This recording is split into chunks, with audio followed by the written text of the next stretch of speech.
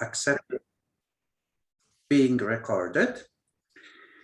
And we can formally begin our seminar. Welcome everybody. This is the 15th open seminar of the Chair of Commercial and Corporate Law here at Warsaw University. This time online, so based in Warsaw, but open to the entire world.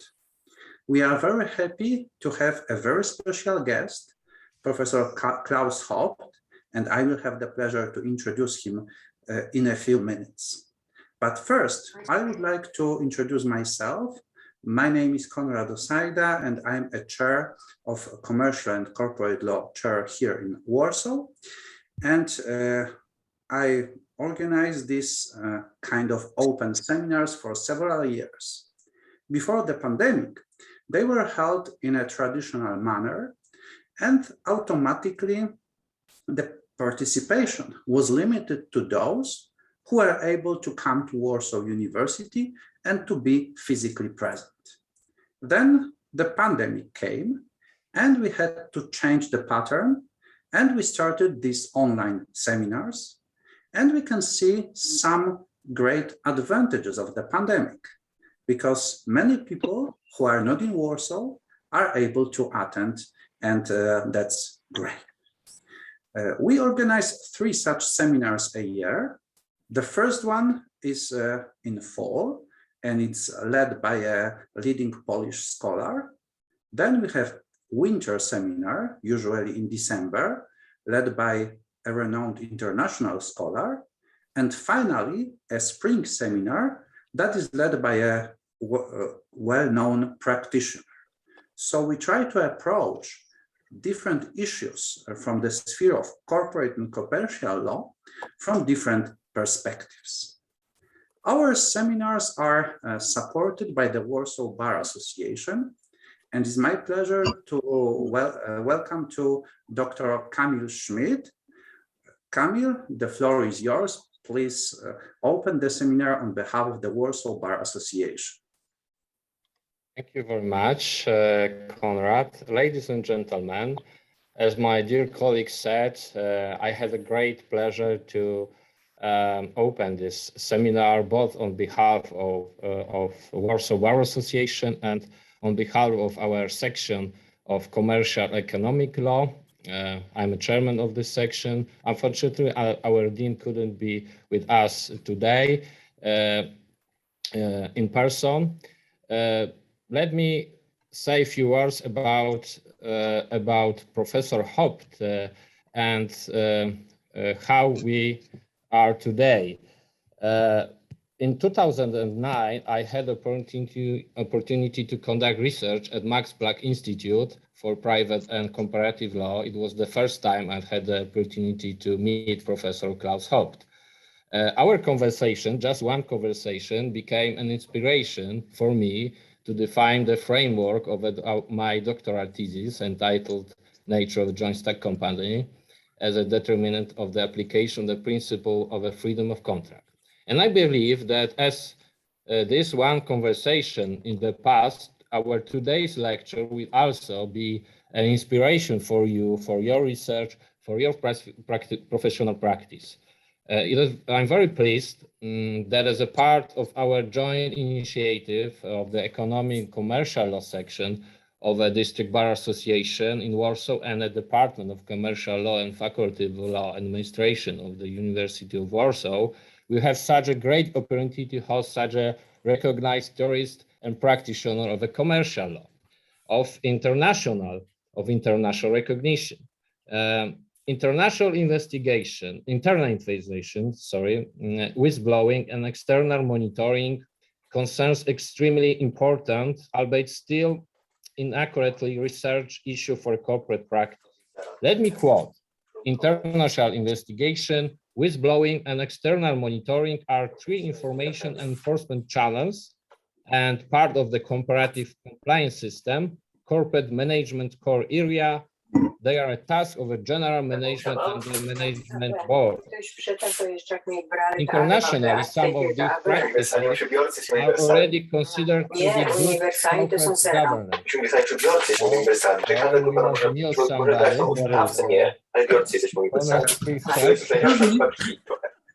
Excuse me, please everybody turn off your microphones because we can hear somebody else. Go ahead, Kamil. Okay, thank you very much. Unsurprisingly, there is extensive experience in many countries, although little empirical evidence of their effectiveness exists. I believe that our today's lecture can also provide interesting tips from the point of view economic analysis of law, how to apply the business judgment rule, taking into account especially the most recent major amendment to the Polish Code of Commercial Companies, which actually is proceeded in our parliament yet, but I believe that our today's web seminar and discussion will provide interesting tips how the business judgment rule should be applied in Poland. Thank you very much, and I invite you to the lecture on behalf of the Warsaw Bar Association and our section of commercial and economic law. Thank you very much, Kamil. And now it's my great pleasure to introduce our guest. But well, frankly speaking, I believe it's not necessary because everybody knows Professor Hopt. But as it's my duty, I will try to summarize and point out a few things, a few moments in a long and beautiful career of Professor Hopt. Professor Hopt was a director at the Max Planck Institute for Comparative and International Law for many years, and most likely many of us met with him when he was in this position. It was also my personal experience. We had several occasions to discuss whenever I was in Hamburg. Professor Hopt was always open to meet with foreign scholars to discuss different issues, and this is something very unique and very, very valuable. He was also, before becoming the director of the Max Planck Institute, he was professor at many universities in Munich, Germany, in Bern, Switzerland, in Tübingen, Germany, and he also served as a judge at the Court of Appeals of Stuttgart. He was a visiting professor at very many universities, including Sorbonne, Kyoto, Tokyo, New York University, Harvard University, and others.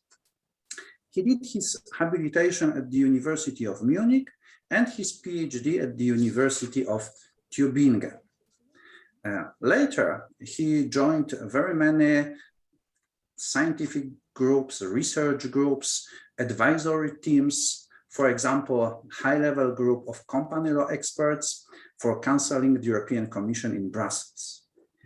He also was a member of the International Advisory Board of the Alexander von Humboldt Foundation, and he received many honorary doctorates from different universities. He was elected into the German National Academy of Sciences, Leopoldina, and he was a tutor of very many well-known lawyers, including Professor Stefan Grundmann, who visited our faculty quite recently, Professor Hanno Merck, and many others. He also, with his wife, set up a foundation that serves many important charitable and scientific purposes in different parts of the world. It's my great pleasure, Professor Hopt, to welcome you. The rules for the seminar are as follows. First, we will be very happy to listen to your lecture, and then it will be followed by questions and answers period. Professor Hopt, the floor is yours. Thank you very much. I will try to do that.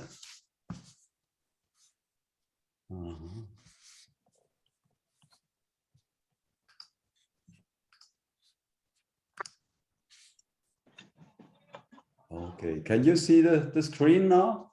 Yes, but it's not full screen. It would be better if you could make it a full screen. Okay. Oh yes, now it's perfect. Now it's perfect. Now, Professor Osada and Mr. Smith, that's very nice to introduce me like that. I would have, of course, liked much more to come to Warsaw in person, as we had originally planned that. Actually planned it since quite a time.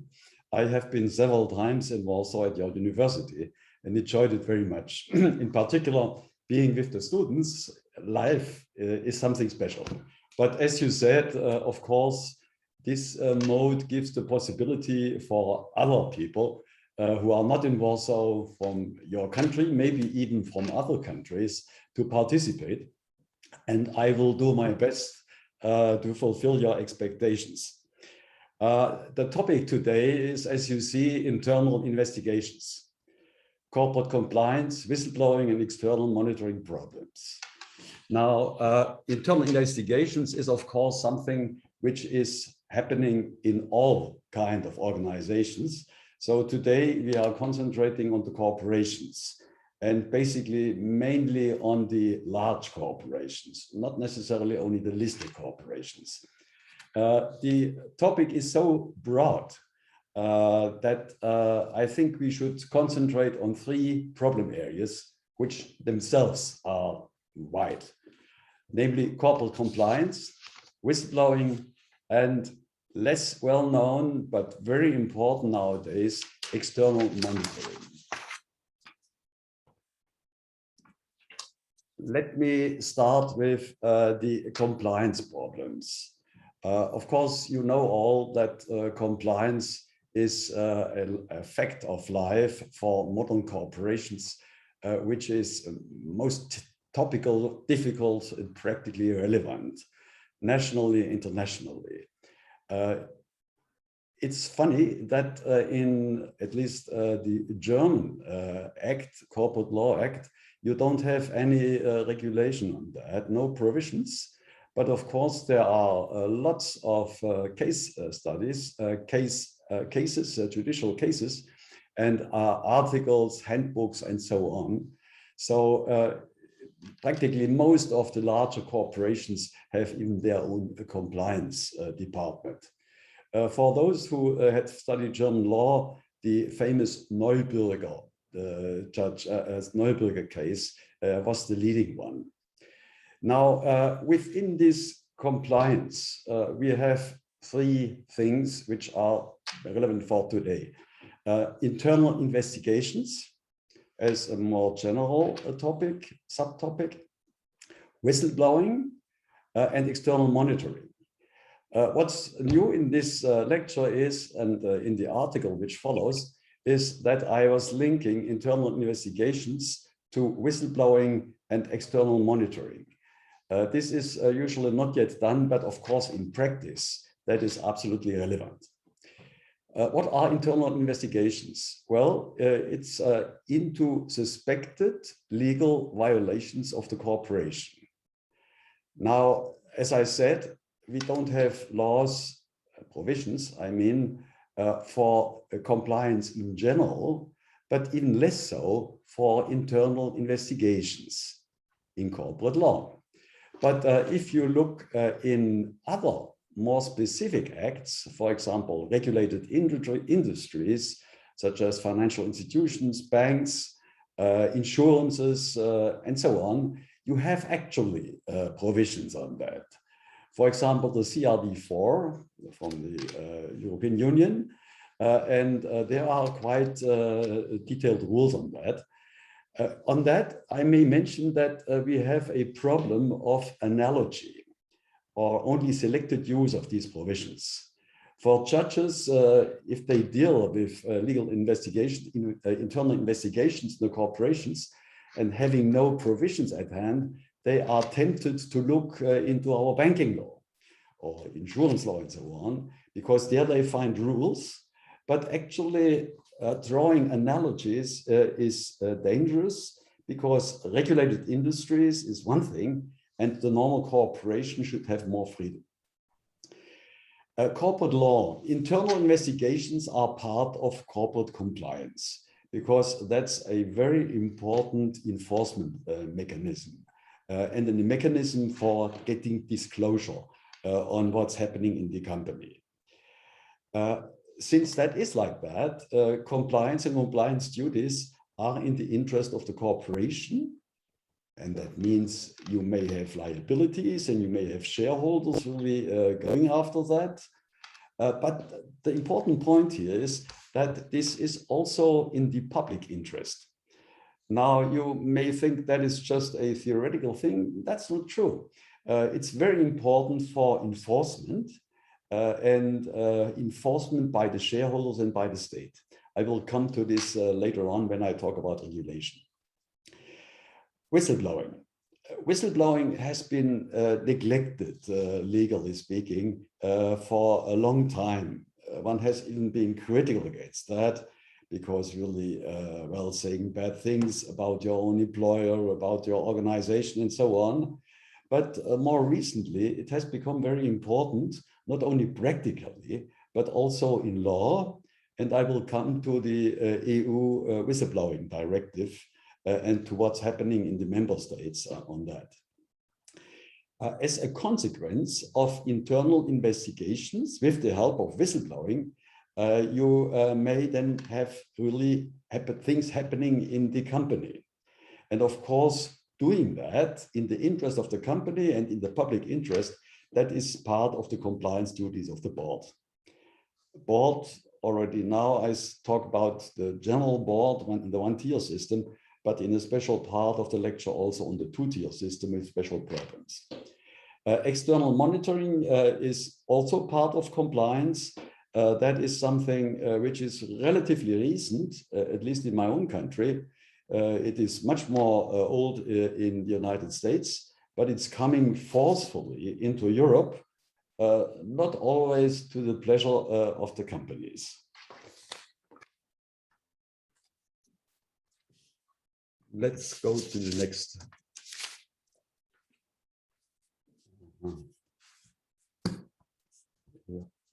There we go. Now, the phenomenon of internal investigation. We should distinguish between direct internal investigations and indirect internal investigations. Direct internal investigations is something which is quite obvious. It's not regulated again, but it is happening very often. If something is wrong, a suspicion in the company, of course, the board looks after that, or maybe before even the CEO. That's not just a question of one tier, but also of two tier. It's just the CEO and the board matter. Now, this is just mainly corporate law. Now, in indirect internal investigations, things get more complicated because indirect means it's upon pressure of public authorities. Now, these public authorities can be banking supervisory agencies. They may be antitrust supervisory agencies. You have it in many other fields like environment and so on. From the United States and later on also from the UK, we know what is called deferred prosecution agreements, DPA, and non-prosecution agreements. This has been practiced in the United States since 2001. It came later to the UK and other countries.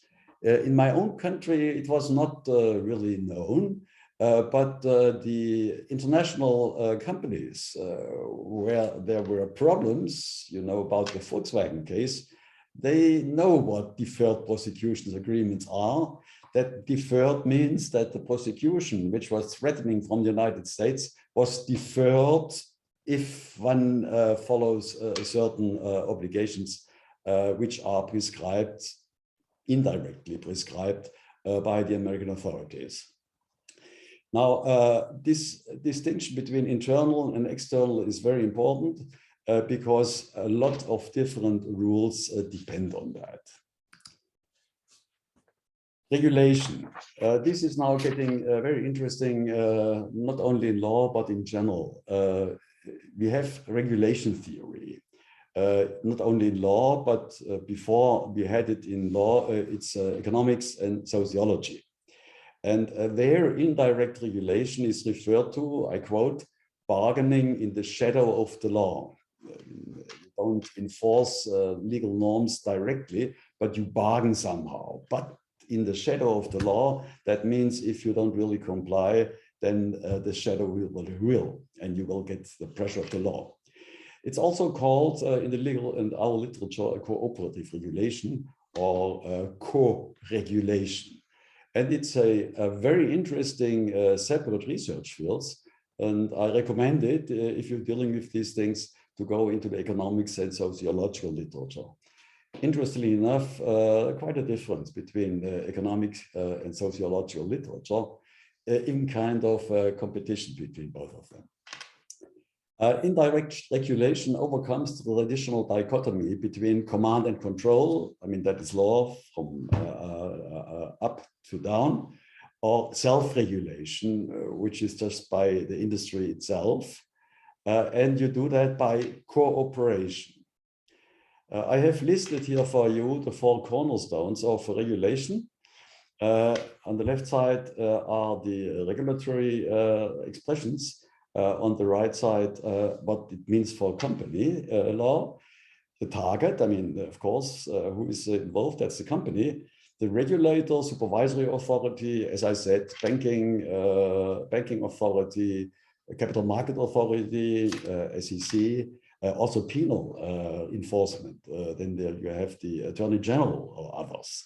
In the States, maybe even for 50 different attorney generals, something which just Volkswagen is experiencing very sadly. Command, well, command is the regulatory requirement for internal investigations, which is not applying directly, but which is coming and is in the shadow.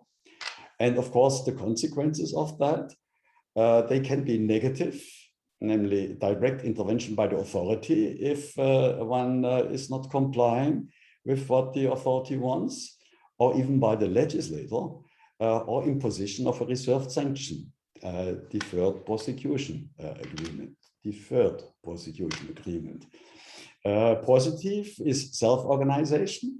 The company, the corporation has a possibility to do things in their own pace, how it's good for the company itself, to give positive input, maybe to involve the own employees. So it has very positive reputational effects inside and outside. Now, advantages or disadvantages of cooperative regulation. If I now would be in person in Warsaw, I would discuss that with the student and would ask them. Now it's a bit more difficult here. I just mentioned it. Of course, the advantage is greater flexibility, and it may for the state it may be less expensive because basically the thing is done in the company itself. And a very important point is extraterritoriality. See, when the American authorities really dealt with Volkswagen, of course, they couldn't really come over to Germany, to Wolfsburg, and really make their things. That was impossible by the law of nations. So going over these international borderlines, that helps with this kind of investigations. Now, of course, the negative disadvantage things is the enforcement is more difficult because, well, it's just a shadow. It's not the direct application. And as a practical point, you may have different authorities in that. In the Volkswagen case and other cases, it was not only one authority, but several. In particular, if it's a federal state like in the United States. So you had the ones in Washington, you had others in different states, and having them together, that makes things, of course, very difficult. Now, internal investigation as a part of compliance. What does it mean for the corporation itself? How one deals with that in the corporation? It is a matter, as you can expect, for the board, for the management board, if you have a division. I have looked at it from the German experience. In a third of the cases, investigations are as part of compliance. In a third of the cases, the supervisory board is involved. You will see, I come to that. This is a very touchy problem, but it's coming like that. Usually handled by the compliance department. I listed for you here a typical sequence of compliance investigation, which is taken out of practice. Normally, you find an incident, either suspicion or you already know there has been something wrong. And then you really go into that by a plausibility assessment. You prepare the whole investigation. You look at possible ad hoc measures, and then you really start the investigation in-house. When you have gone through this process, which may take months, you get to a legal assessment of the result, which is based on the facts at hand. You look at the data, you make interviews, and you list all that together. The third thing is result and reporting. It's easy to overlook that, and companies tend really to not neglect that fully, but to evaluate less importantly. That is very wrong, because it's very important also for the supervisory authorities that one looks at the measures to be taken, at the tracking, and in particular at the follow-up and identification of the lessons learned. Normally in the literature, practitioners, they make a stop here. I would add personally a fourth step, and this is the change in corporate behavior. And if this is neglected, and usually the authority will look up after that, after a year or so, then you really have problems with the authority and the corporation itself. So what it means is changing the thing which is bothering, changing the people, maybe changing the whole organization. How do you do that? Usually the board is involved, but doesn't do it directly. A steering committee of the board will be handed over this competence, and it is important that everything is, of course, documented. Documentation in modern life is at the A and U, because later on, if it comes to court, and very often it comes to court, without documentation, you are lost. Research and findings from compliance practice. I think one has to be short here, because that would take a long time. There are quite a number of empirical studies on the successes and failures of self-regulation. You have that from the UK, the takeover panel in the takeover field. In the US SEC, there are the US sentencing guidelines. And usually there are reports on how that worked in practice, on the numbers involved, and so on. Practical experience from corporate scandals. I mentioned here only famous German cases. Siemens, quite a time ago, the Neuberger case was out, something like what came out of that. Daimler, Volkswagen, many others, basically the highlights of the German companies have been involved, mostly by internal investigations pushed by US-American influence and imposition. Remember, I don't really talk about the direct internal investigations. This is usually just a matter for the company itself. Very often one doesn't know about it, not even the financial press. Voluntary cooperation is, of course, very important because of the reputational consequences which a direct intervention may have, and because of the hard sanctions.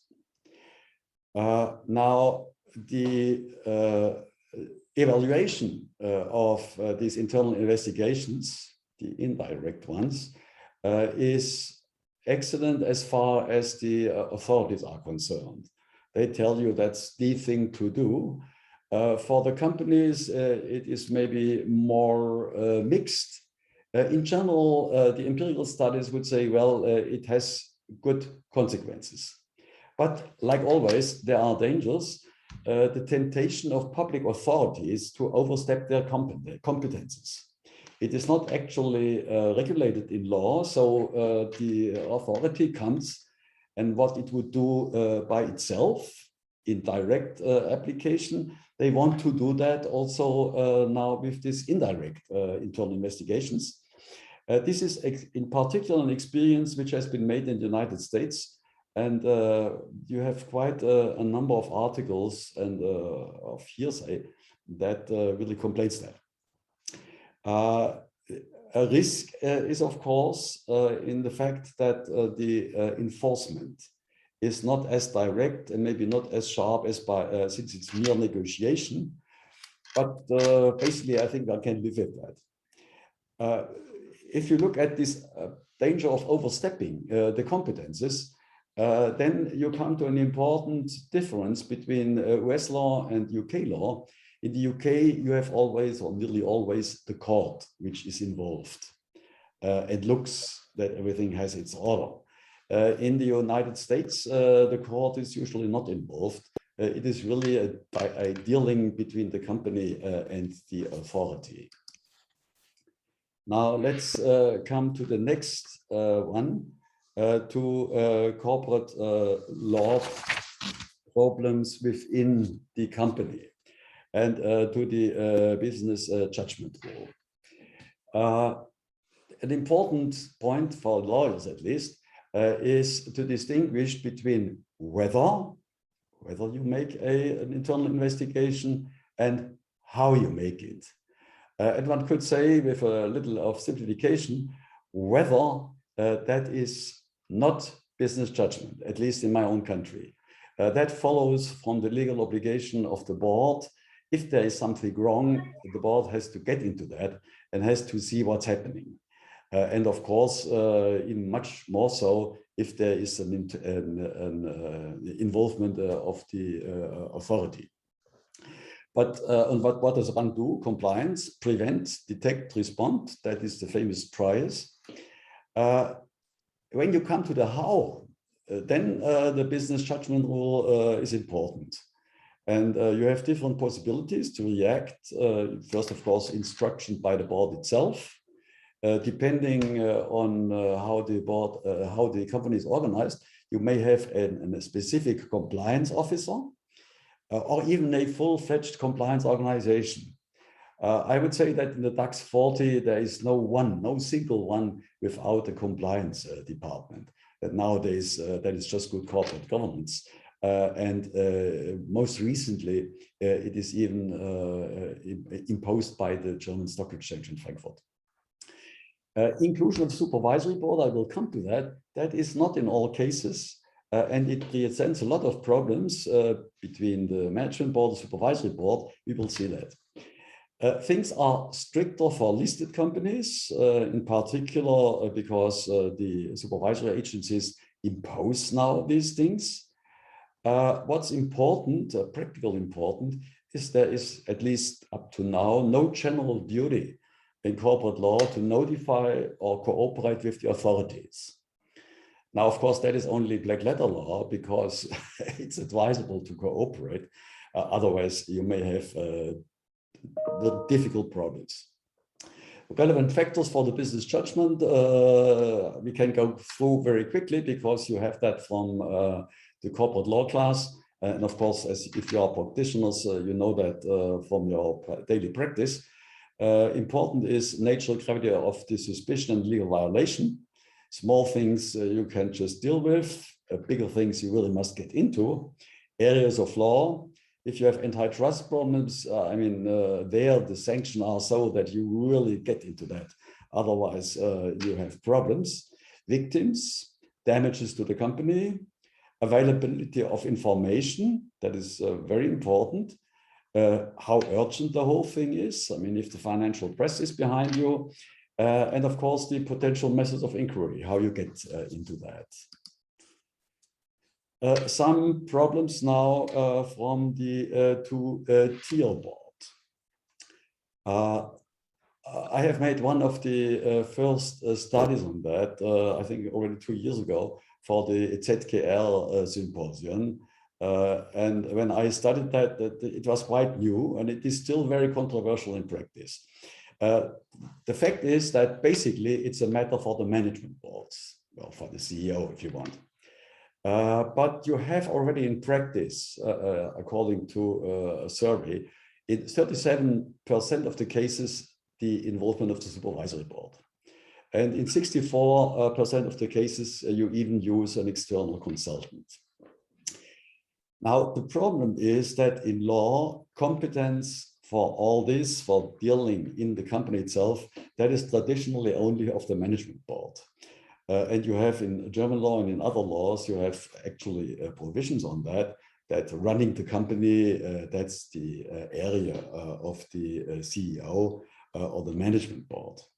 And this is still the majority opinion, but my own opinion, and I think a very growing minority opinion, which I'm sure will be the majority opinion some years to come, is if you start that the supervisory board has a control function. And if there's a real problem in the company, well, the supervisory board cannot just stay outside and can say, well, let the management board do. In particular, if the management board or members of the management board are involved in that. Say, if there is bribery cases, bribery in Nigeria, like we had it in the Siemens case, then the supervisory board must just step in. Now, the competence for the supervisory board is not general. It's still only a supervisory board, but he must act within its competences, i.e. as far as his control function is concerned. But for that, of course, he must know what happens and what has been there. And I have then made the case in the publication in ZKL that there are two possibilities where you really have to get into for the supervisory board. That is if there's suspicion against the management board or if there are grave compliance problems. Now, how is that done? The competence exercised by chairman of the supervisory board, because of course not the whole board, supervisory board can act. In Germany and some other countries, you may have here problems with labor code determination, because they are suspicious of the chairman. But basically, and if things really run smoothly within the company and within the supervisory board, it's the chairman who handles that. Of course, the chairman must then inform the whole board, the whole supervisory board. Again, like the management board, the supervisory board must have a business judgment role, because when really getting into these things by means of control, of supervision, there must be a decision, a kind of entrepreneurial decision. Again, this is still controversial in German law, but I think there is no way around that. When things get really difficult, and you have that in practice several times, I have seen that, you may have two parallel independent internal investigations. Because one by the management board, who starts that normally, unless it is involved himself, and by the supervisory board. And I don't get into details, of course, this is then dramatic, because of course it must be independent, and of course it cannot be the same people who do that. Then having witnesses within the company for the one or for the other. So that's lots of legal problems and a host of practical things. What one can do is to have a practical cooperation between both boards. And not only that, but have that legally too, a duty of both organs really to cooperate.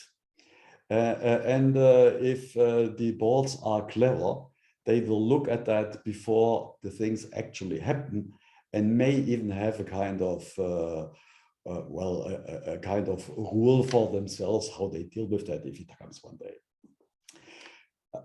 topics are so difficult tonight that I don't go directly into the group-wide compliance and group internal investigations, which of course in practice is the normal thing if you have in particular an international group. But there you have all the well-known problems of group law, whether you have that directly in the law or whether you do it by the courts, like in France, and so on. So just remember, there is also for the doctor students who may following this course, this is a fantastic area to do research. Comparative experience with internal investigations. I will just mention that relatively quickly because one has to go into that in more detail when one studies that. You have the June 2020 guidance document of the US Department of Justice from DOJ. You find that easily in the Safari, in the internet. There are also special documents by other public authorities. Normally by all different authority has its own documents. You have one SEC, you have it in ecology and so on. But the usual thing which is well known is US Department of Justice, because there you have criminal involvement and it's spelled out. Internals, now what they say in this guidance document. What is very important, an internal compliance program must be good. And of course, the US Department of Justice judges that, whether it's good. It must be implemented effectively. This is the point, and must actually work in practice. You need qualified personnel and most advising to have them working independently, particularly if there is the suspicion that management board is involved. Then very important in practice, not always followed, but that's the norm. The mere fact that violations have occurred does not foreclose the conclusion that the compliance program actually works in practice. That you find verbatim in the guidance document of the US Department of Justice and in others. And that's, of course, very important for the company when they defend itself. At the end, important, lessons learned and tone from the top. Something must come out of this internal investigation. One has to change, really, to change the persons, change the organization. Siemens said in a way, they are in a certain way, not Siemens, Volkswagen, they are a kind of a new company now after all that. I don't go into these acts, I just mentioned them. You have the UK Bribery Act 2010 already, which is not as detailed as the US examples, but is very interesting, particularly because of course it is a European piece of act. You have the guidelines of the Secretary of State of 2011, really concretizing these things. Then you had another newer act, more recent act, Crime and Courts Act 2013. And very important, and if you study that, look at that, the Corporate Cooperation Guidance of August 2019 of the Serious Fraud Office. And of course, with that, companies would work, or if you study that, that's a piece of guidance which one has to look at. Cooperation under a deferred prosecution agreement, like in the States, that is what's coming out of this thing. Now, that is the UK. In Germany, we are hanging behind. We had a draft law on internal investigations by the Minister of Finance in April 2020, the so-called Verbandssanktionengesetz, law on sanctions for associations. But you know, from the financial press, we had elections, and it's moot now because you have a new parliament. And I'm sure it will come again when really the heat has been calmed down a bit of the change, and it will come probably more or less as it actually was in this draft. That means you have actually internal investigations possibilities by the Ministry of Finance with deferred prosecution and stuff like that. You will have special provisions in certain regulatory areas, as I mentioned before, here to internal investigations, also to whistleblowing and to monitoring. We will see that. Switzerland. Switzerland, I took it because that is not part of the European Union. And more recently, even there is a kind of gap between both of them. We'll see what comes out of that. The regulation was brought in, but the Federal Council, Bundesrat, rejected it in 2019. Whether Switzerland can do that on the next run of years, I don't know. I guess they will have to follow the same path as Germany. It is just an imperative thing that one regulates that somehow. You have the Swiss Financial Market Authority, the FINMA, that's actually the banking authority. They use internal investigations of banks since quite a number of years. What's important also for the United States is there is no disclosure of information to foreign authorities. And you have even blocking statutes. This is something which has come up when you had Swiss insider regulation. Swiss insider regulation at that time, I had left Germany. I was in Bern, full professor, and I heard from my Swiss colleagues, well, Swiss insider regulation is Lex Americana.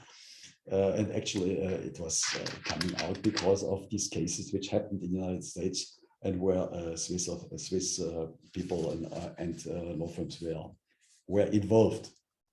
And I guess things like that will come. Blocking statutes, look at the European Union. They are discussing that also here. One will see what happens. Next thing. No. Here we are. Whistleblowing. This is now a quite important part of compliance and internal investigations, because whistleblowing is, of course, one possibility which then makes internal investigations start. Because without whistleblowing, you made the management board or the supervisory board may not even know what's happening in the company. I was looking at the economics. And I saw, of course, what they discussed there. Whistleblowing addresses an information deficit of civil society. You see, it's formulated broadly. It's not just corporations, it's a general thing in many areas, actually for all organizations. It helps now for companies, compliance of companies and law enforcement in relation to misconduct. When you try to get empirical data, things become difficult. Also, the conclusions which you get from this empirical data is different. Some say, well, it is very useful. Others say, we don't yet know. What is sure that in antitrust, the authorities say that, and probably one can also say that in law and science, it's successful. This whistleblowing. We know it also from politics, but how it really works beyond the actual information giving, what it means to the company, how the other labor, how they react, what it means to the reputation, how it's judged in the society. That is much less sure, and one would have to see whether there are more economic studies on that. We have a lot of practical information, that is hearsay information, practice, Volkswagen Group, for example, also other German and Swiss and French and US and UK companies. When you go into their homepages, very often you find important information and how things worked. The main problem, as far as regulation is concerned, is to find a middle way between encouraging whistleblowers through incentives while at the same time respecting the interest of the people and companies affected by it. Because as we know, maybe it's not a fixed number, but maybe 90% of what's coming out of this whistleblowing is not really leading further. And a certain percentage is even outright false, inaccurate, or simply not proven. But still, it's important, and I think one should handle it. You encourage whistleblowers by incentives, and you have that in these practical guides, which I mentioned before. The first thing is, of course, anonymity. The question is whether you have this anonymity guaranteed just by somebody in the company, or by a committee, or by a separate law office working with the company, or whether it have completely outside. Or whether you have the possibility for whistleblowing going directly to the supervisory agency. This is a big topic in Germany and in other countries, and the solutions are not the same. Difficult questions in practice: how handle evidence which is false, careless, inaccurate, simply not proven. Again, business judgment comes into that. I mentioned already the EU Whistleblower Directive of 2019. If you look at it, and maybe some of you have had a look because Poland, a member of the EU, has also to transpose that into national law. In Germany, we are behind. I think it should have been transformed by the end of the year. Germany, we are working on that, but not so far. The point in this EU Whistleblower Directive is that it is only for European law. Now, the big discussion in Germany in the parliament is whether one extend that to national law and how you deal with the private and public sector. How the context is work-related or more general. What is sure and important, motivation must be irrelevant. What counts for the company or for the state, which is interested, is the information. And there is no way around anonymity. I mean, you will not have whistleblowers when they risk that their name is known. I mean, their career in the company and maybe even in the whole industry itself would be finished. You have the possibility either internal whistleblowing in the company, independent committees or an independent law office, whatever, or external directly to the supervisory agency. Very controversial again in Germany. You have the option, the member state, the option for the member state to require first internal whistleblowing. Of course, companies would like that. It's not without problems. If the management board is really involved in the wrongdoing, then internal whistleblowing may not work so well, or at least the potential whistleblower will fear that something is happening and will not come forward. Now, for the member state is the question, is one just transposing that word for word, or does one do some gold plating? And I myself and many others would say we would have at least to extend that to violations of national law. Otherwise, it doesn't really work. You have nowadays in economic law, in business law, company law, such an intermingling of European company, European law and national law that it doesn't really make sense to distinguish that.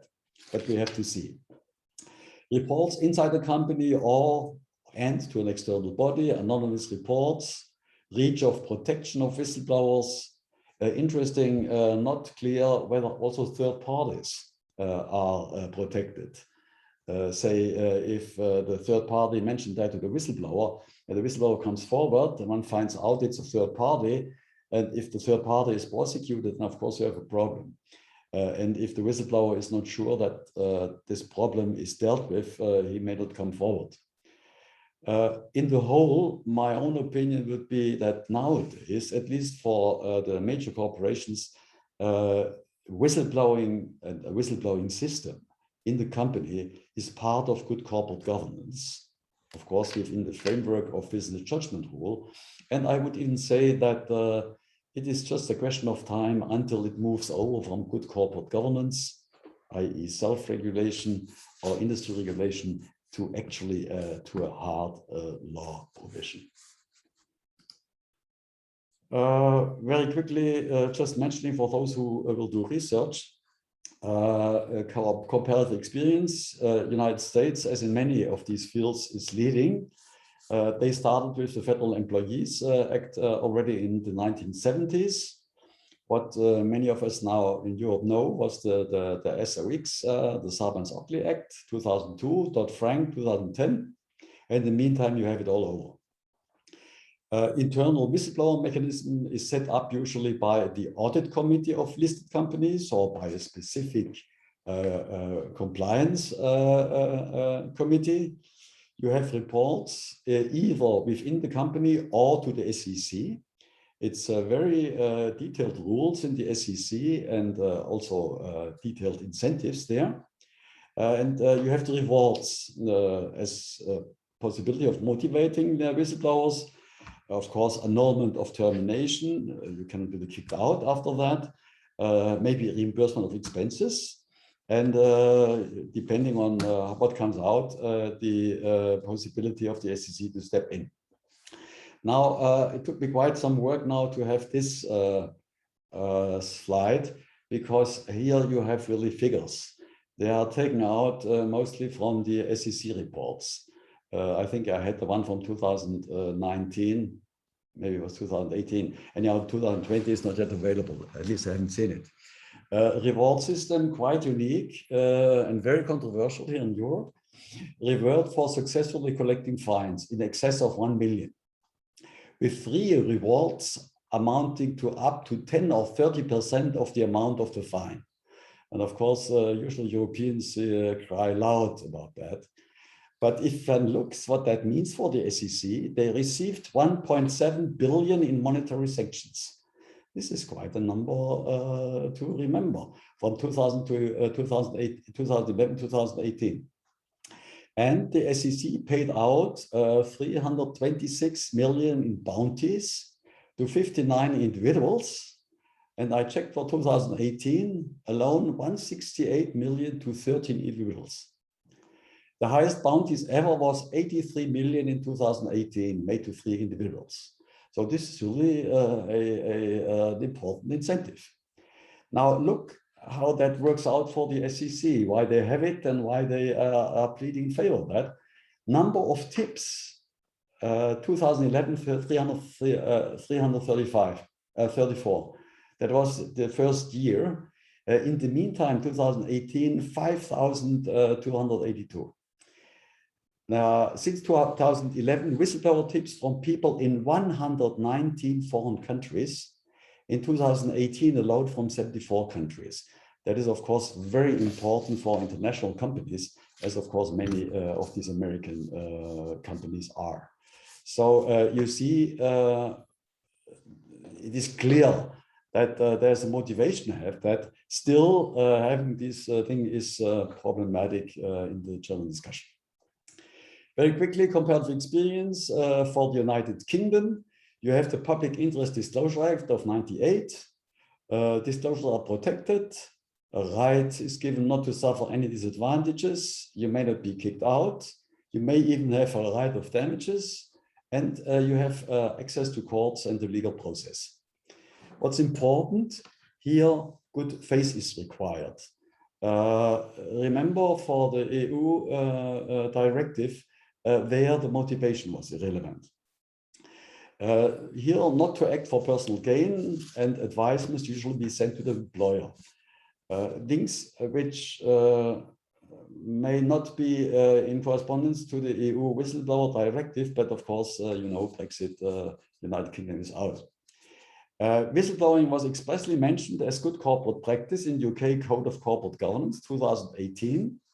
And I mentioned one example, which is striking. Jess Daly, CEO of Barclays, was prosecuted by the Financial Conduct Authority 2017 because of an attempt to identify an internal whistleblower. Fine of 642,430 pounds. This is quite something. Whistleblower experiences for Germany. As I told you, we are discussing the transposition of the whistleblower directive. Also for national violations, I would hope so. Switzerland, you have the FINMA, Protection in Labor and Banking Law. The law proposal for general failed in 2019, one has to see. I checked, I have to go back. No. So here we are. You have various Swiss companies and above all banks with their own sophisticated whistleblower systems, especially when dealing with United States authorities. This is just the same as we have in Germany. It is absolutely practice. Now, I don't have so much time anymore, so we are going over to external monitoring.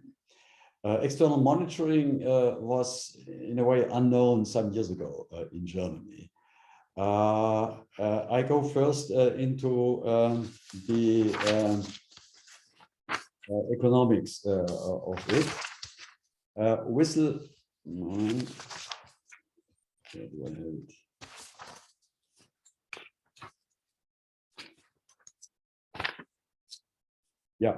External monitoring is external monitoring. I was mixing up maybe here. Yeah, I was too quick with my slide. External monitoring is a form of externalization of law enforcement by government regulators. As I said, they cannot go that they cannot or don't want to go directly into the company and enforce that. They cannot in extraterritorial contexts, and so they externalize that to the company, of course, under close supervision.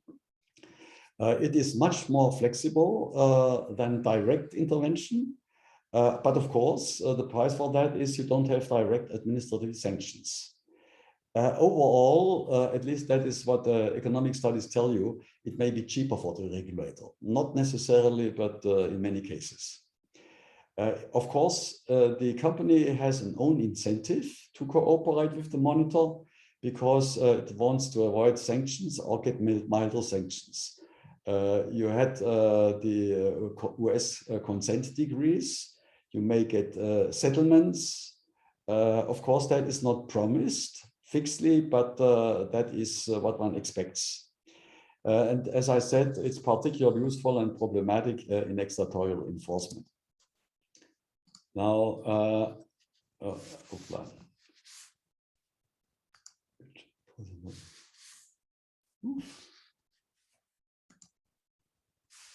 oh, I don't get the full screen.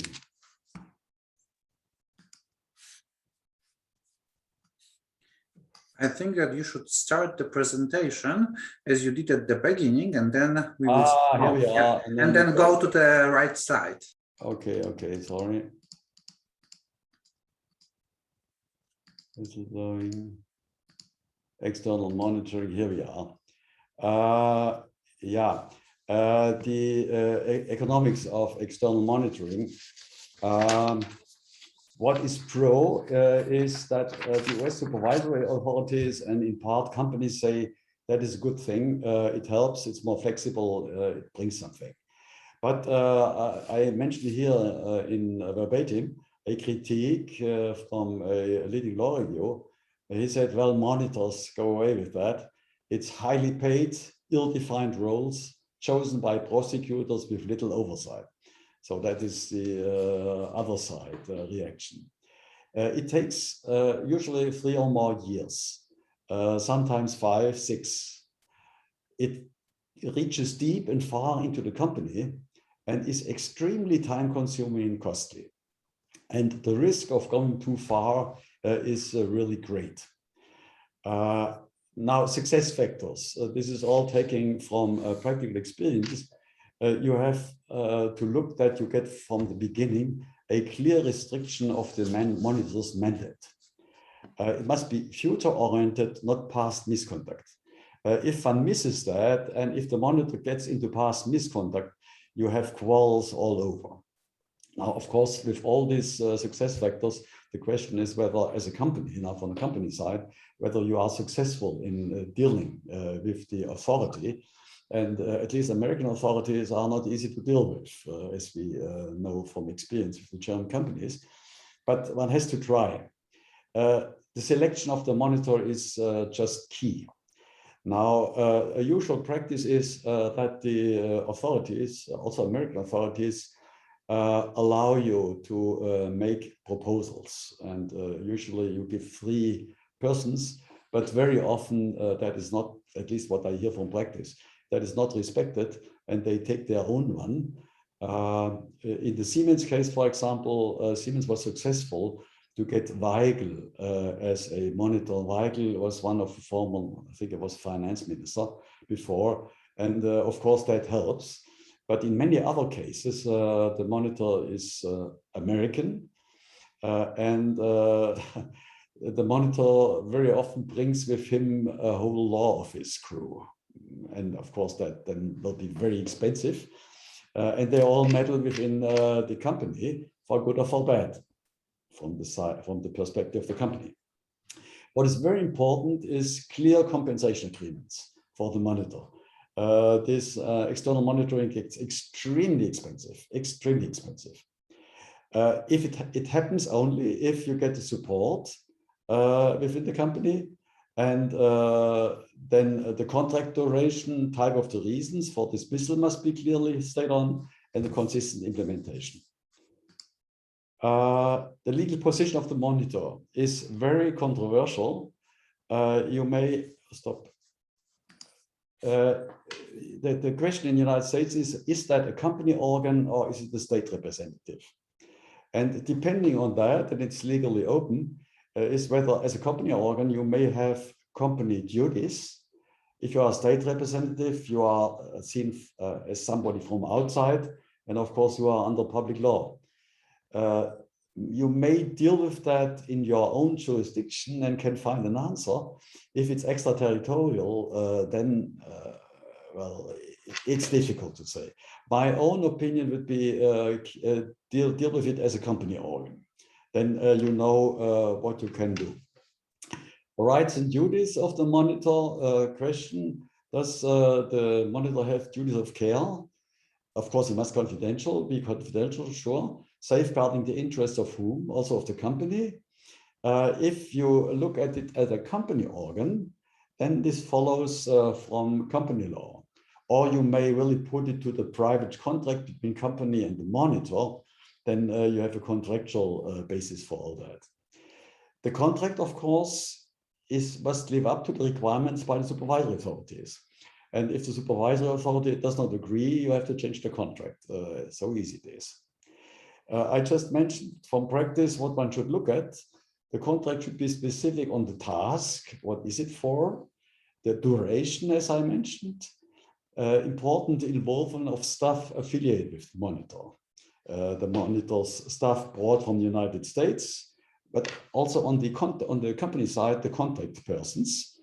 Usually it makes sense to have a whole a compliance group working with the monitor, and in particular to have somebody who is in charge of this compliance group and who is the direct partner with whom the monitor should take access.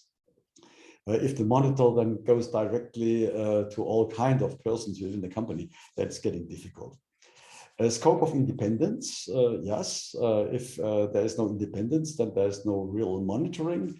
And the inspections are of the monitor. What can he do? What doesn't is he expected just to get by the company? Comparative experience are broad. United States, one citation again, quote, corporate compliance monitors are everywhere. That is what they tell us from over the ocean. Legal basis is usually a plea agreement between the authority and the company, mostly 3 years, but as I found, sometimes 5 years or longer. Selection, very important. Right of company proposed 3 people, as I said. And now comes the costs. they run in many millions of dollars because these monitors bring and employ their own lawyers, sometimes even entire law firms.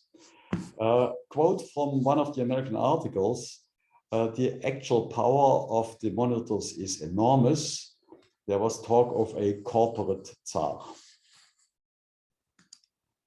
UK, important self-reporting to the authorities, full cooperation, willingness to learn the lessons. Board of directors, all right, stop, I was quick again. Germany, I mentioned the cases we had, you see quite a lot. Deutsche Bank, BaFin 2018, that was a monitoring which was completely internal. The BaFin was not happy with what the Deutsche Bank had done and sent a representative in it. And that was a public law thing. On pressure of the US authorities, that's the usual case. The first one, Siemens 2008, Daimler 2010, Bilfinger 2014, Commerzbank, Deutsche Bank, Volkswagen. I think that's now just finished. And you have it in the Verbandssanktionen. Finally, Switzerland. Yes, I'm going just, no, I just have to. Okay, maybe, okay. Switzerland, pressure from US authorities, also a lot of cases, in particular the 2014 Credit Suisse case. Now, we have already 1 hour done, so I spare you the summaries, but we will think of whether we put it available in the internet, the lecture, and I will publish the whole lecture of course, in a written type in the European Company and Financial Law Review. It will come next in the next issue already.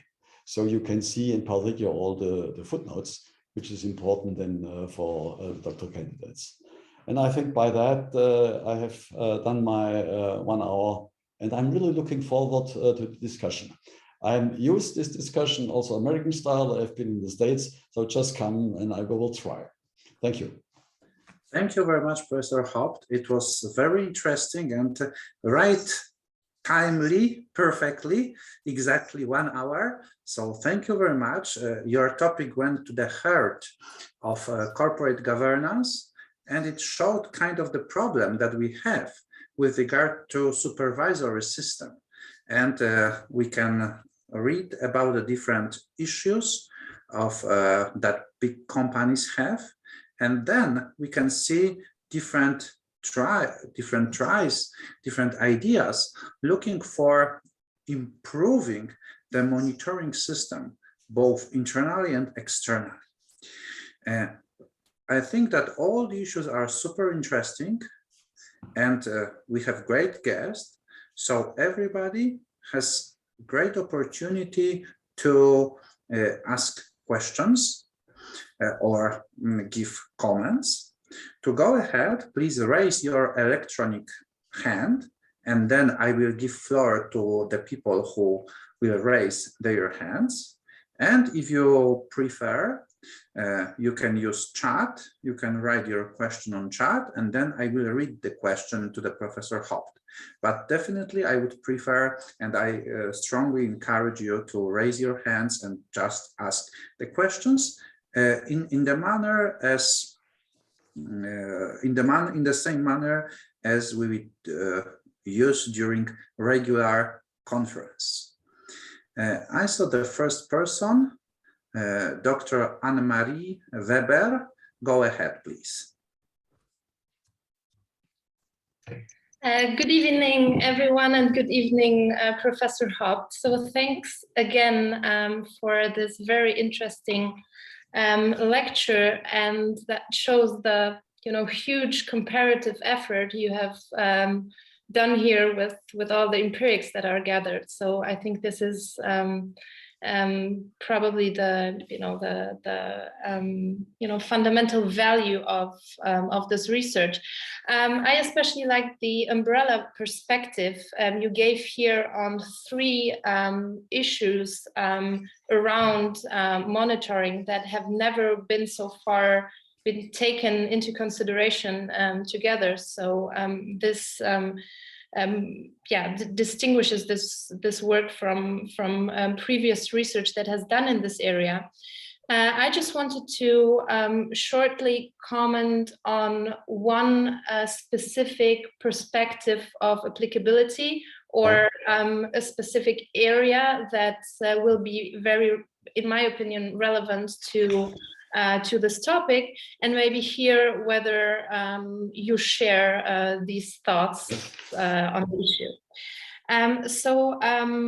When I was reading your piece in preparing for this lecture, so the one that is already electronically published, I started, I was thinking about the importance and the relevance of this topic as regards all the regulatory effort that is going on around corporate sustainability and sustainable finance. And I was thinking about, let's say, three areas or three aspects that make this research and this area of investigation especially relevant to these topics. The first one is that amongst all these EU or national efforts around corporate sustainability and sustainable finance, there's a lot of regulations that could possibly have extraterritorial effect, like the German Lieferkettengesetz or the UK Modern Slavery Act. So I guess that the more of these kind of regulations we have, the more it gets important for, in particular, multinational enterprises to have the proper mechanisms in place to assure compliance across borders. So that's probably one important area of application. The other one is the inevitable vagueness and novelty of the obligations that will arise for board members from these new regulations. So if the European Commission pulls through with the Sustainable Corporate Governance Initiative, and they will try to create or harmonize the corporate purpose for companies in Europe, and will try to harmonize it in a way that takes into consideration stakeholder interests and so on. In a variety of member states, this will mean new obligations of board members, and obligations that will not be clearly defined in the legislation. So this will make it necessary for companies to have their own mechanisms in place to first of all maybe define what corporate sustainability means within that organization, and then for in particular internal but maybe also external investigations will prove to be very important. And the third aspect that mostly connects to the external investigations is that the variety of obligations here, I think in particular about the sustainable finance area, will be very difficult to monitor even by administrative bodies, because there will be expertise needed to verify whether a certain green bond issue complies with the EU taxonomy. So I also guess that within this area, the required level of expertise will lead to the necessity to outsource the monitoring and maybe put more importance or shift more importance to these external mechanisms of reporting. So these were like three areas I was thinking about as regards the great relevance of the research. And just to finish here, I think that within the ongoing EU debate on sustainable finance and corporate sustainability, there has been a lot of discussion on obligations, especially directors' obligations, but there has been so far little discussion about the enforcement of these obligations and the mechanisms which could make board members accountable for meeting these obligations. So this is exactly the kind of research angle that fills the emerging enforcement gap within the EU discussion. So I'm really curious whether you also see this growing importance of the field, especially in the sustainability discussion. Thank you. Thank you very much. You really prepared that very nicely. The first reaction is that from the experience we have, these internal investigations, whistleblowing and monitoring is not yet to sustainable finance. We haven't had that up to now. At least I did not see that. But of course, and there you are fully right, this thing will come because it will be part of compliance. And all three internal investigations, whistleblowing and monitoring, you will have that also in this new area. You mentioned the efforts of the European community, actually from the Commission. And you know that there is a lot of controversy on that. Actually, we should have it already. I think it was planned for June. Now it was postponed to October, now to December, and probably it comes next year. And we will see what's in it. You know that even within the European Commission, specific sections, we are looking at that, and we are highly controversial on it. So, and we know relatively little of what will come out actually. There are three possibilities. One possibility would be that one just looks at the purpose of the corporation. That would be up to the corporation, then go more into the sustainable finance. If one looks in economics and actually in the practice, quite a number of companies see that there is an ecological reputational risk, actually also financial risk in that. So they have a motivation to get in that by themselves, maybe even to have another purpose of the company. Stakeholderism, okay, yes, it's moving and very possible that that will be in this initiative of the European Commission. Now, for Germany, this is not such a big thing, because if you are well known with Germany, we have it in our corporate law since the 1930s, that the management board, the Vorstand, must look not only into the shareholder wealth, but also into clients, labor, and so on. We have labor co-determination.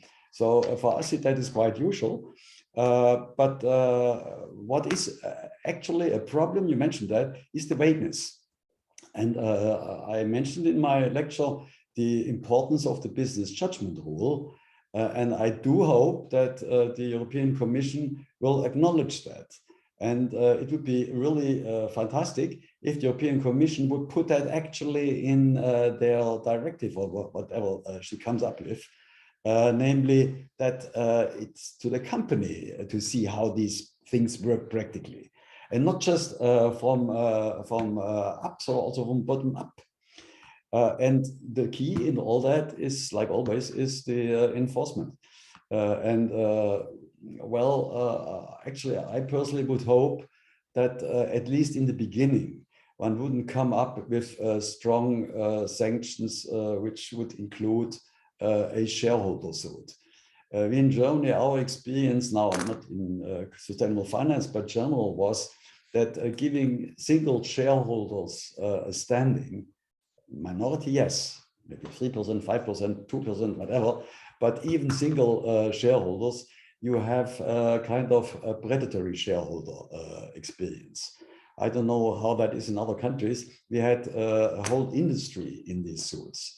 So I hope that what comes out from the European Commission will be somehow taking into respect what happens in the different countries. One last point, I don't want to be too long to that. You mentioned extraterritoriality and the Lieferkettengesetz, this value chain law, which is which is there already in Germany, which will come from Brussels. Remember, in a group situation, all the group is touched. With all the subsidiaries, well, they are sitting in Singapore and Africa and so on, that is just part of the group context. No extraterritorial thing. The parent has to look that things work well in the group. But nevertheless, of course, you have the extraterritorial problem. So I think I leave that. There are maybe other questions. Perfect. Thank you very much, Dr. Weber, for your comments, and Professor Hopt for your reactions. Do you have any other questions? Please raise your electronic hands or write on chat. Oh, I see that Professor Pierre-Henri Cognac, welcome. You joined us from Luxembourg, I believe, wrote that not so much in France compared to Germany concerning this predatory problem with standing of individual shareholders.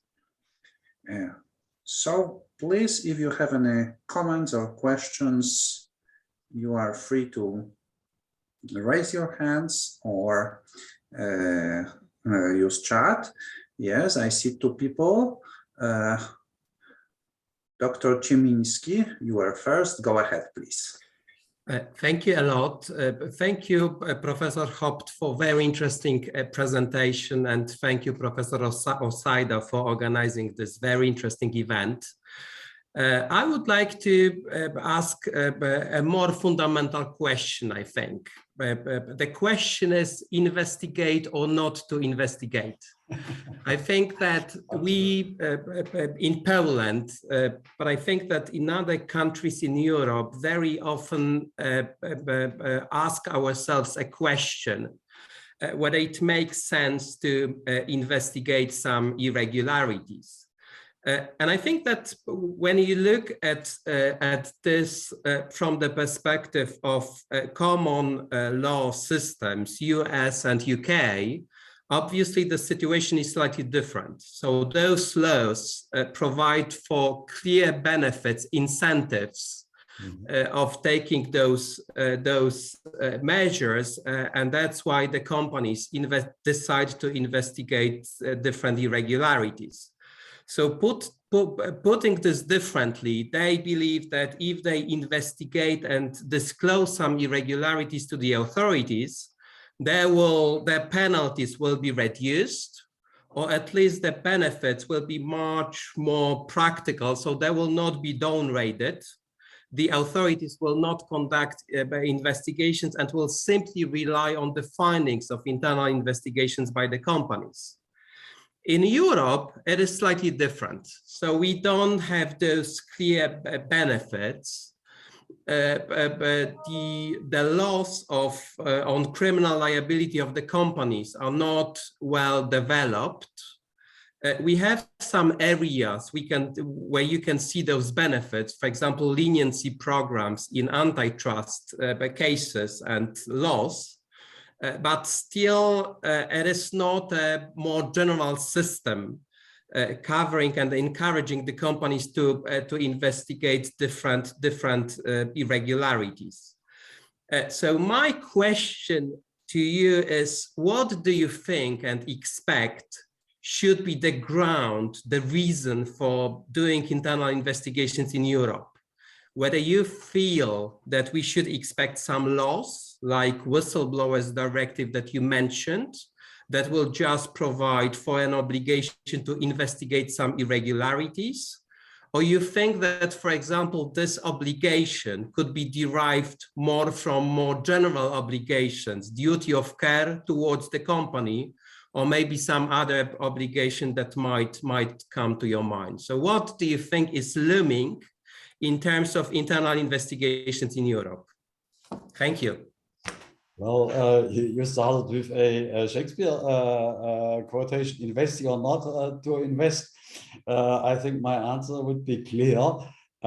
If you look for direct investigation, you have to invest. That is already the law. There's no way around. If there is the suspicion of giving within the company, of course, the CEO and the board and even the supervisory board, they have to step in. So no question like Shakespeare, but that's the actual law. It becomes then more difficult if you talk about these indirect investigations, actually the topic of what I was talking about. And I think at one point of the lecture, I mentioned that like always, there are two sides. You have disadvantages and advantages. And this is economics and not the question of US or Europe. This is mere economics. And I think from the side of in the European enterprise, the flexibility in that is quite important. And take, for example, the case of the Deutsche Bank just, I think, last year, when the BaFin was ordering monitoring. That, of course, went into the financial press. And that in itself was a very bad thing for the reputation of the Deutsche Bank. So if they had done that by themselves and made a deal with the BaFin, had followed what the BaFin actually was pressing on, that would have been much more clever. But at the end, the BaFin sent its representative, its monitor, now the public law monitor in it. That's a similar in a situation where you have an extraterritorial situation.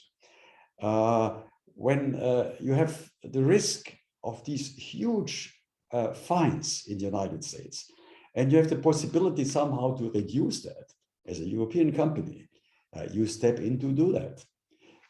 It's another question not to mention today is whether this huge fines is not a terrible exaggeration. I mean, that comes from the United States. It came over to Europe in antitrust. Now, maybe for antitrust, it still has some sense because you deal with the market directly. But for having these kind of fines, let's say for insider trading or for other things, it's in my view, it's outrageous. Of course, the supervisory agencies in our area, they like to have that is more power and so on. But I think it's not, from a European scene, it's not a good thing. But you asked me what will come. I think it will come all over Europe. We will have it with the Verbandssanktionengesetz I mentioned. It's in the next year or the following year that will come, and then you have it. And it is so actual that I guess you will have it in other countries too. By the way, I mean, if I would be in prison, I would now ask you to discuss whether you have these monitors already in Poland.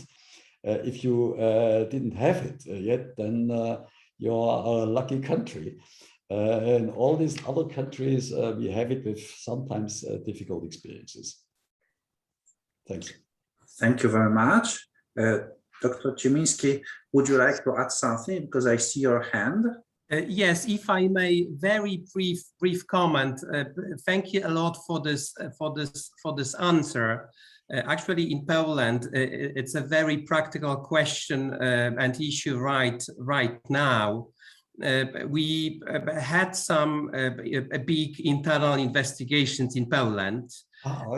As far as I know, so far they were mainly driven by the US FCPA.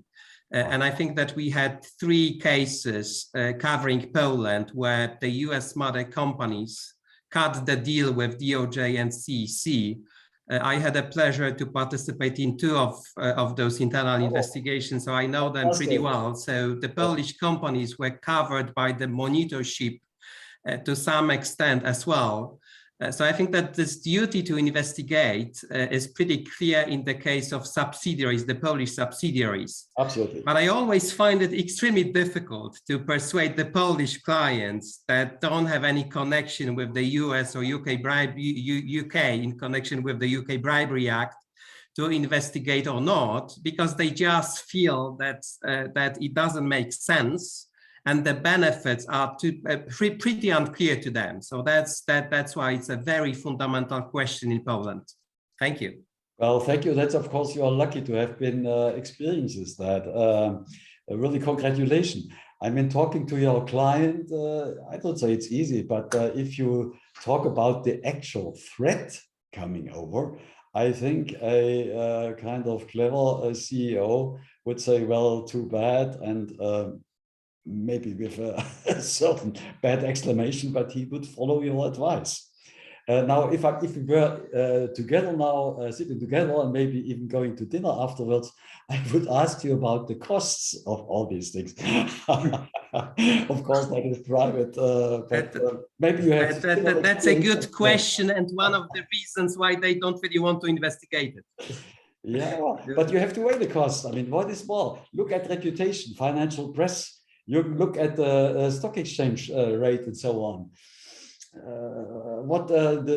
For example, Deutsche Bank suffered from this reputation, not just in money paid, but actually in finance. So you have to see. Thanks.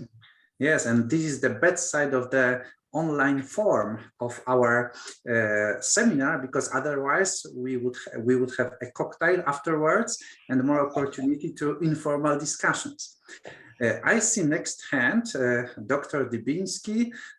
This time you join us from Luxembourg, I believe, so go ahead. That is correct. Thank you so much, Konrad. Thank you, Professor Hopt, for a very inspiring lecture, and thank you to everybody for interesting questions. I wanted to ask you about your view on internal investigations, because as we know, we've got the whistleblowers directive, and you were presenting the internal investigations as a potentially important tool of improving the outlook of the company also on the market and including capital market. As we know, designing the proper enforcement system in the market and financial market is a huge challenge, whether we are talking about private enforcement or public enforcement. And when we look actually what is happening and what has been happening already for a long time in the market of American corporations, we see that many things start to happen following internal investigations. Let's keep in mind, for example, that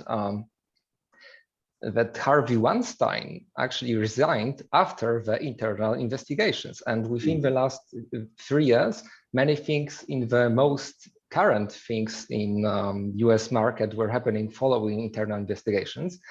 Only, I think, a few days ago, Chris Cuomo, the anchor man in CNN, resigned after the internal investigation of the company. And I was wondering, when building on this topic of whether to investigate or not, whether we are not seeing, or actually we are witnessing perhaps those days, the shaping and creation of a new instrument in the company law or corporate governance. This is the duty to internally investigate, the duty which previously wasn't that obvious, and perhaps it's not really rooted in many systems, and we see that the common law system is much more developed on that. And I wanted to draw this parallel with remuneration, with the problem that resulted from excessive executive remuneration. Previously, it came from United States. On the European level, it was built up as 2005 soft law recommendations. Then then we went to financial institutions, and then actually all over the world you've got the say on pay and so on. And to tell the truth, I wanted to ask you your opinion whether, when you look at internal investigations, whether you perhaps don't see the legal instruments which sooner or later will be embedded in the corporate law of, let's say the anatomy of corporate law, perhaps we should say, yes, the spirit of corporate law, and whether you wouldn't say that, but at some point there will be the need to harmonize this legal instrument on the European level, perhaps to have level playing field for the European companies on the market? And perhaps I think that you are the best person to answer this question, because who but you? So thank you so much. Well, you raised. First, I'm happy to see you here. You just some weeks or months ago, where you were sitting in my office here, and we had a good talk. You raised the important problems. Theoretically and also practically, the most important question is the enforcement system. And there you find the right way. I mean, having a good enforcement system, but not having a too stiff and too bureaucratic enforcement. That's actually the key question nowadays. Part of this key question is, of course, the standing for, the shareholder. As I said in my article, in my lecture, that I have my hesitation with a standing of each shareholder. But now, if you think that further in sustainable finance and environment, and you would give to, I don't know, to who is interested in environment, to Greta maybe, standing to each German corporation, then you would have really problems. So it's an open question, fantastic for research, and a huge responsibility for the European Commission and for the legislator to find a kind mix which is reasonable, not overburdening, but still effective. The other one is, I just share your view, is the transplants. What we see is things are coming from the United States over to the United Kingdom, over to continental Europe in many ways. When I was studying many, many years ago in the United States, at that time already, I saw that things were coming over from the United States. Maybe part of my, if I may say so, academic success is that I saw these things coming. Investor protection at that time, for example, they came over.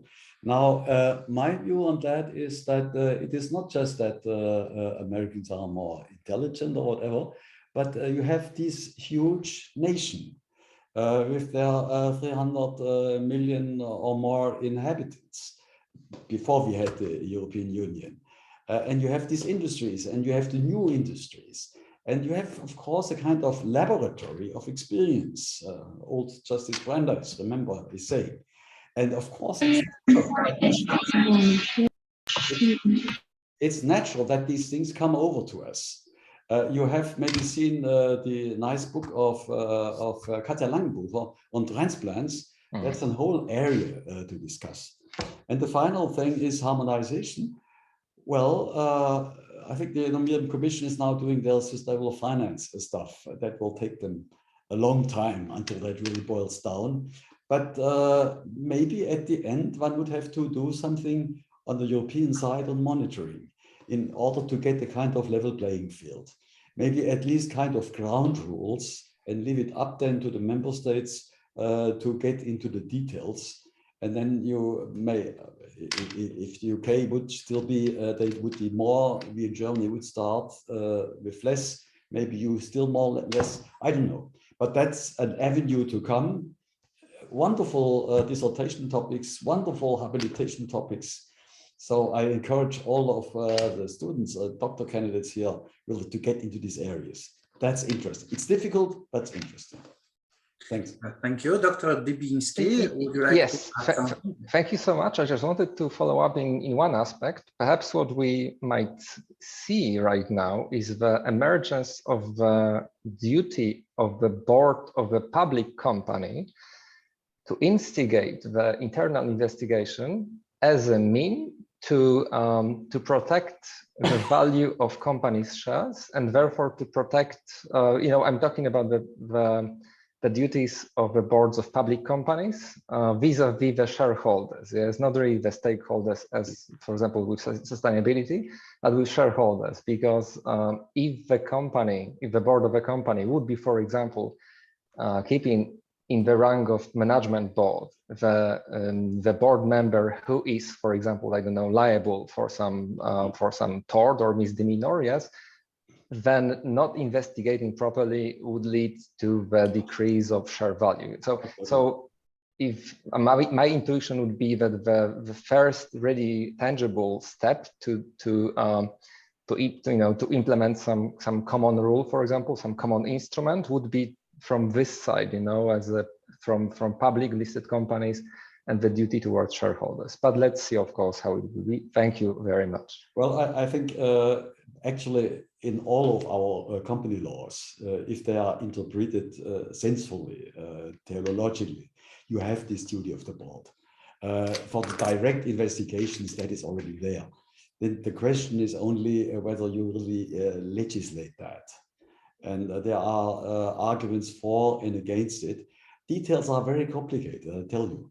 If you read the article on this relationship between the management board, supervisory board, these are huge problems. And if you want to legislate on that, well, you run in problems. Thanks. Thank you very much. I see next hand, Ms. Stępniewska. Go ahead, please. Thank you, Professor Asajda. Thank you for organizing this very interesting meeting. And thank you, Professor Hopt, for a very interesting presentation. I have 3 points. One question concerning the private justice. Professor Hopt, do you think that with internal investigations, we are going towards the private justice as it's seen by the economic analysis of law? The second question would be, do you have any approach on procedural justice within internal investigations? I didn't get that, sorry. Do you have any approach on procedural justice within the internal investigations, meaning procedural guarantees for a person who is a subject of the report within an internal investigation?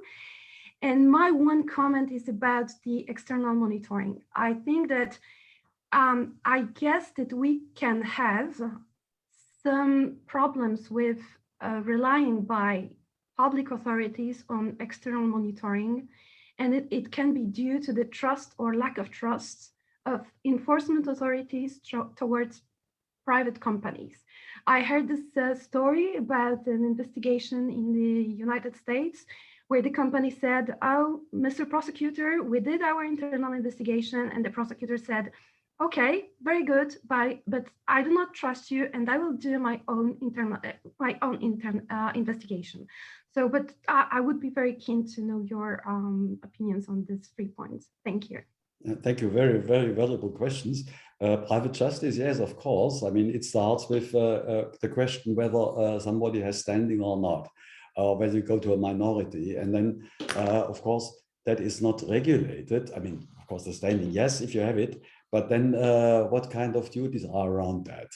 I mean, if we would introduce that for each shareholders, I would say it would have procedurally first to go to a judge who would look at the merits.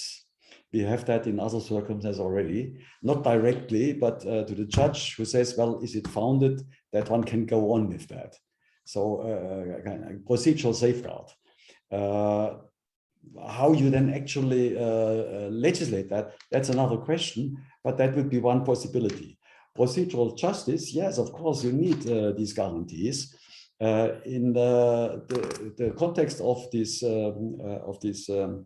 monitoring, that would be the place for the contract, the monitoring contract.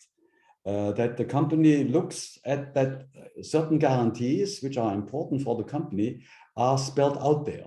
And I guess the Americans, I mean, you know that American law is much more procedurally oriented, common law in general, but American in particular, than our European laws. I think they would understand that one wants certain safeguards in this agreement.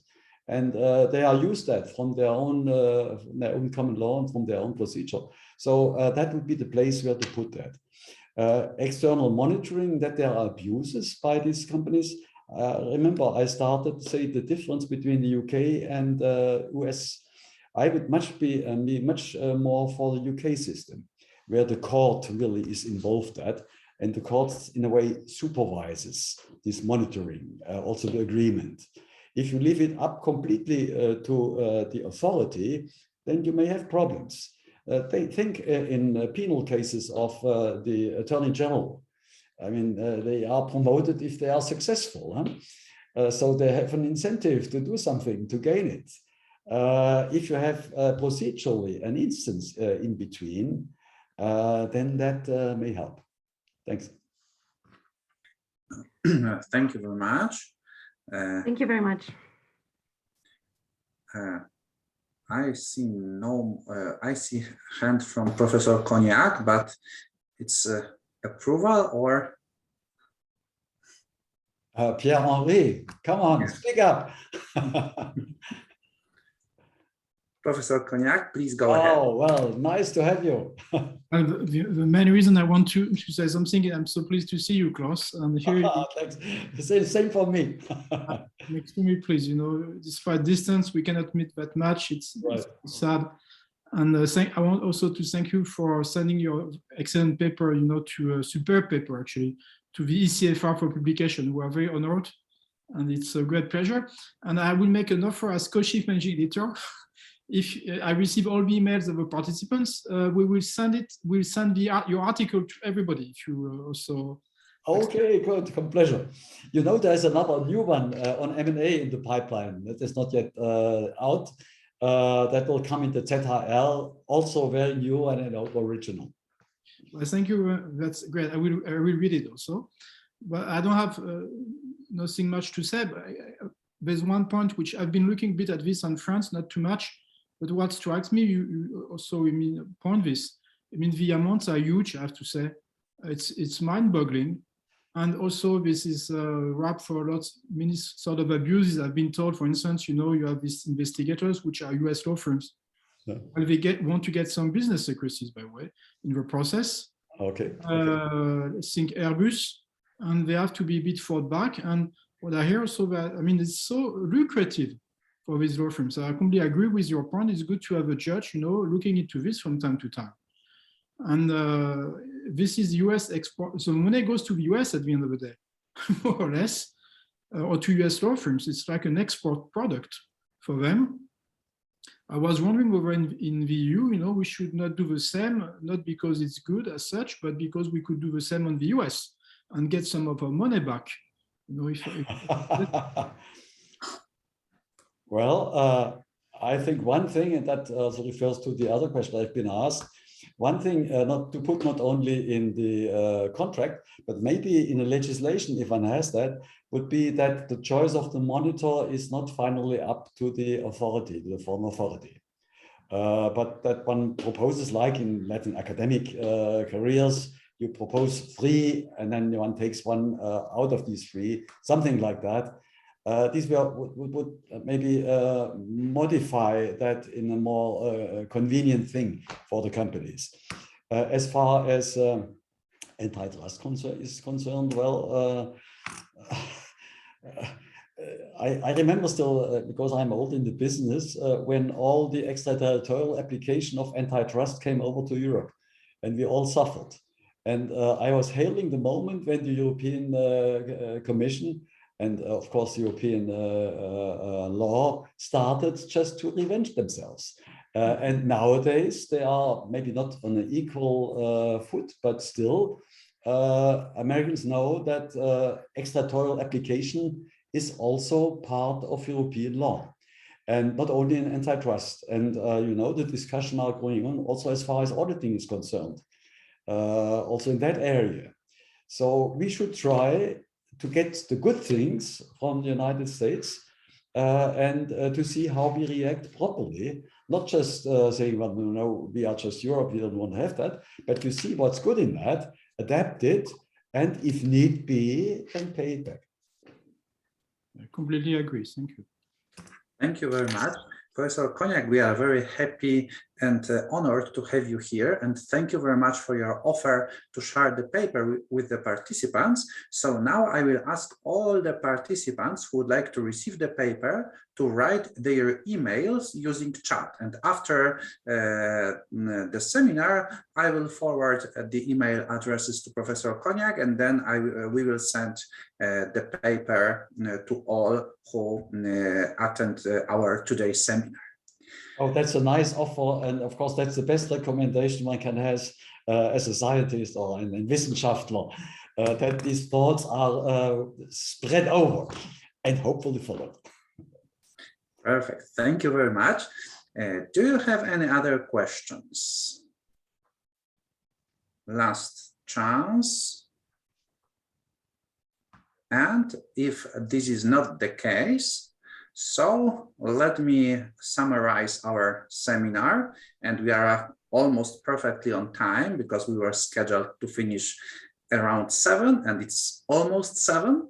So first of all, Professor Hopt, thank you very much for being with us, for your excellent and inspiring lecture. It was great pleasure, not for the first time, but yet another time, to be able to listen to you.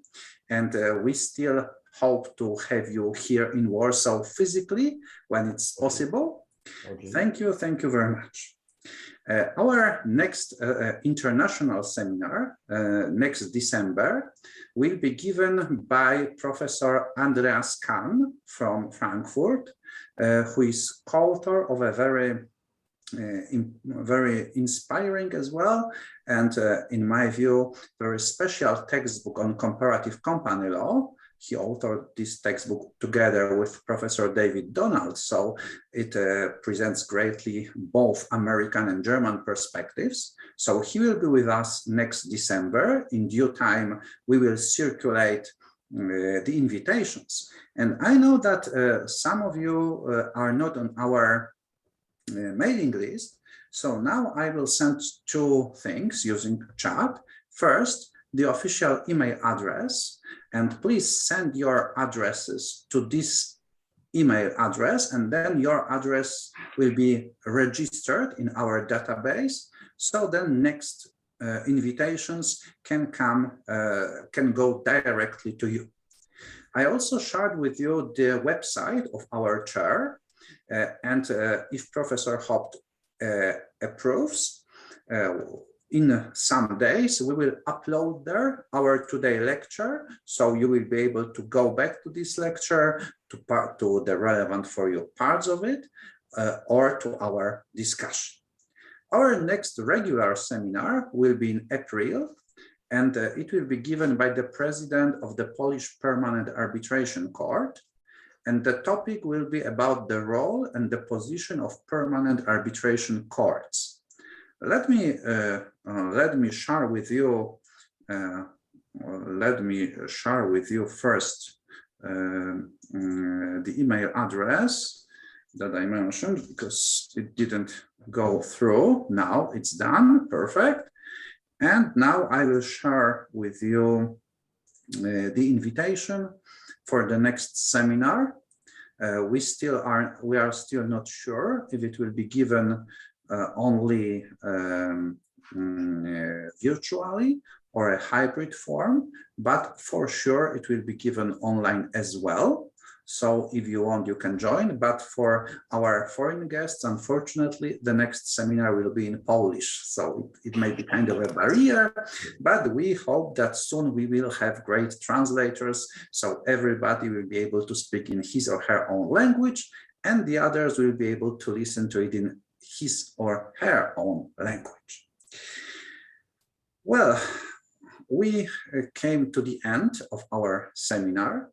Once again, thank you all for joining us. We had more than 60 people during this lecture, and that's great. This is a great advantage of the pandemic, because it would not be possible if we had a regular seminar. So thank you for joining us. Thank you for taking part in discussions, for your comments, questions, and at the end, once again, Professor Hopt, thank you very, very much for being here and for your openness whenever we visit Hamburg and whenever we have the opportunity to be in Hamburg and to be able to meet with you personally. Thank you very much and goodbye. Thank you very much, Professor Seider, for this invitation. And you know, I'm a friend of Poland and a friend of your university. And I think everybody saw that I had the pleasure in having that. And I hope that all the students, doctor candidates, Habilitanten, they will take these issues. They are not only highly interesting, but very important. Difficult, but good topics. And next time, either in Hamburg or in Warsaw. Thank you very much. Bye-bye. Thank you. Bye-bye. Thank you so much. Bye-bye. Thank you and goodbye. Thank you.